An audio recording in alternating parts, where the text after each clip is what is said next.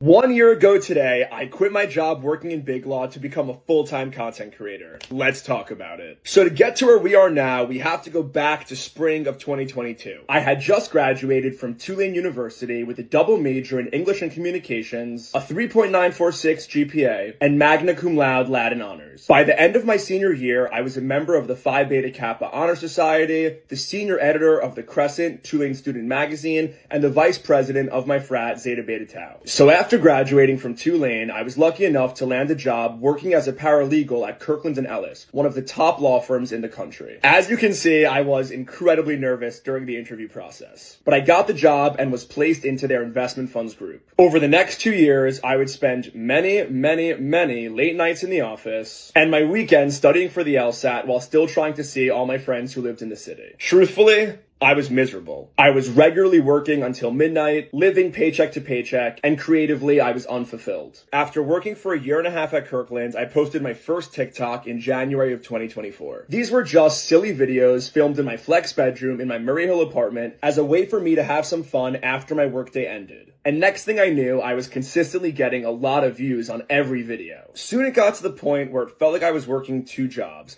I would spend all day in the office at Kirkland, secretly writing scripts when nobody was looking. I would then get home, record the videos, post them the following day, and repeat that cycle day after day. In April of 2024, just 4 months after my first post, I hit 10,000 followers on TikTok, which meant that I was able to join the Creator Fund where TikTok pays you for your views. With just the money I was earning from the Creator Fund, I was quickly able to match my salary at Kirkland. And on June 30th, just 2 months after joining the Creator Fund, I quit my job. At that point, I had 30,000 TikTok followers, no Instagram account, and just over $3,000 in savings. Fast forward to today, exactly 1 year later, and I now have 100,000 followers on TikTok, 115,000 followers on Instagram, and well over 3,000 in savings. And that is why. Oi, listen up. Hey guys up here. The next person who talks is not getting any pretzels. Okay, thank you for listening. So does anybody have any questions before we get going? Yes, you in the back over there. I'm homesick. Alright, well, that was a statement, not a question, and we're still in the parking lot, so I'm not even sure that's possible. Does anyone have a question that would end in a question mark if you were to write it down? Girl in the skip school, go shopping wild spots. What's your question? Are pretzels the only snack?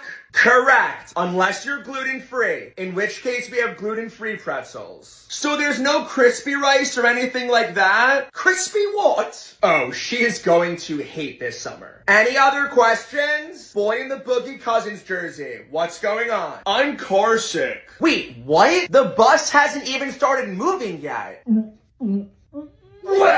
Excuse me? I threw up on my Nike Air Forces. Don't worry, Ollie is going to help you clean up right now. Almost certainly not. Oh, yes you are. Alright, mate, I'm coming. Welcome to camp. Yo, come here. That's your boy over there, right? Oh, you know him from high school? That's awesome. He's a total chiller. I would just not bring him around the house anymore if I were you. Listen, I don't have a problem with him. It's just that he's like mad gay and shit, you know? Like he dresses well, he's respectful to girls. It's been very off-putting for a lot of the guys. What should you tell him? Oh, absolutely nothing. Just slowly distance yourself from him, and then when we drop him, play dumb. Like the face you're making right now. You're like, what the fuck's going on? That's exactly how you should look. All right, great chatting to you, bro. I'll see you tomorrow, yeah? And just you, right? All right, word. Hi, honey. How's camp? We miss you so much. I'm writing this from the Bridgehampton house. I just got home from Cinderella. It's so beautiful here. Please try to be in more pictures, and please smile in them. Your brother is having so much fun on his Fire and Ice teen tour. Did you get Grandma's letter? If you can't read her handwriting, maybe a counselor can help you. I have a pre-addressed envelope for her in your stationery box. Please use it. What do you want for visiting day? Your sister asked us to bring her sushi, so if you want something from Toku, just let me know. Alright, sweetie, the girls are coming over for Rummikub now. Can't wait for our phone call on Saturday. I love you so much. Dear Mom, camp is good. Food is good. Bunk is good. P.S. Please stop sending me so many emails. Too much reading for summer. P.S.S. I want as many fatheads as Ryder has. He sleeps next to me and has more fatheads than me. From Max. Looking for a man in finance. Trust fund. 6'5". Shut the fuck up. Beggars cannot be choosers. Whatever happened to I'm looking for a man? I'm looking for a man. That's it. There are no other qualifications necessary.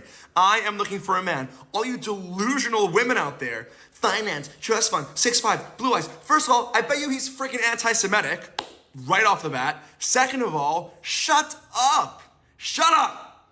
It's cute and it's funny as a song, but you cannot be out here with that list of qualifications. My version of the song, I'm looking for a man. But I am. I seriously am looking for a man.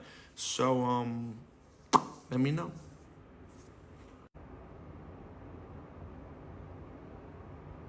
I'm not joking. I'm single as fuck.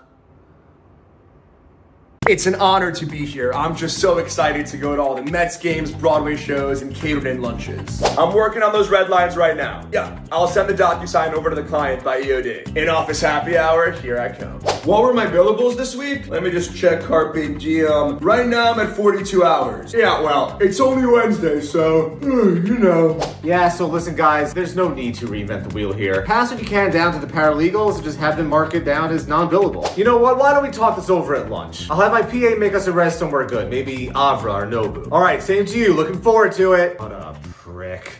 Here to apply to college if you're Jewish. Let's talk about it. This is where I applied and what I got into. Feel free to pause and look at it. Starting off with Big Ten schools, I've ranked these schools from the hardest to get into to the easiest. First up, Michigan, then Wisconsin, then Maryland, OSU, Indiana, Penn State. Some of them are a little bit more academically rigorous than others. No matter which of these you go to, Greek life is going to be a make or break for the social life of the students there. So if you're not someone who's dead set on Greek life, I would consider not applying to these schools. Next are what I've called the smart schools. And again, I've ranked them from what I think is the hardest to get into versus the easiest.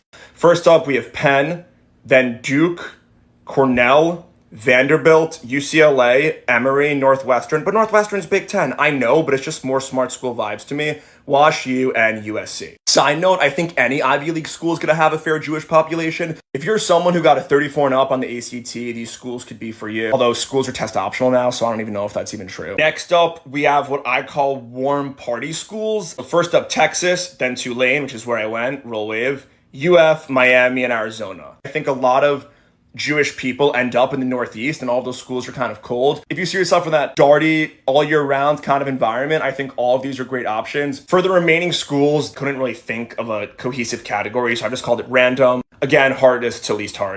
NYU, GW, Lehigh, Binghamton, Delaware, Syracuse, and then if you want to go very Jewish, Brandeis and Yeshiva. I think if you're going to these, you kind of already know that before you even start applying. Syracuse is going to be a little bit more jappy. Binghamton, you're going to get all the New York Jews. Let me know what you guys think, if there's any schools I missed, if there's any schools I was wrong about. From what I could tell, camp friends, school friends, home friends, those are all the schools I could think of where there's a good Jewish population and a smart, safe option for Jewish students to go to.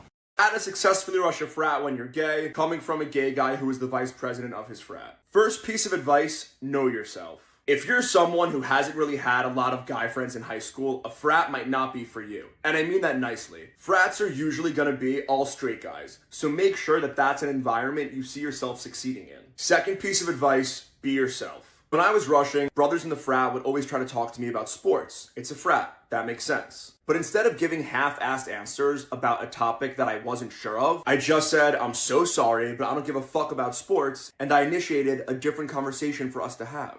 Frats will respect you more for confidently being yourself than they will because you guys have some non-existent shared interests. Third piece of advice, choose the right fit. When I rushed my frat, I was the only openly gay kid I knew who was in it. But even then, I still got the feeling that it was a really accepting group of guys that I was going to be a part of. If the majority of brothers aren't okay with you being gay, get the fuck out of there. Fourth piece of advice, you're not special. The frat is looking for the same things in you that they are in anybody else. If you're worried about only being perceived as the gay kid, then show them what else you can do. Maybe you're really funny, maybe you have connections to a lot of girls, maybe you play sports. Whatever it is, it doesn't really matter. Frats just want to bid cool kids, regardless of who they sleep with. Wishing you guys the best of luck, and please reach out with any questions that you might have. Okay, make sure it's on low.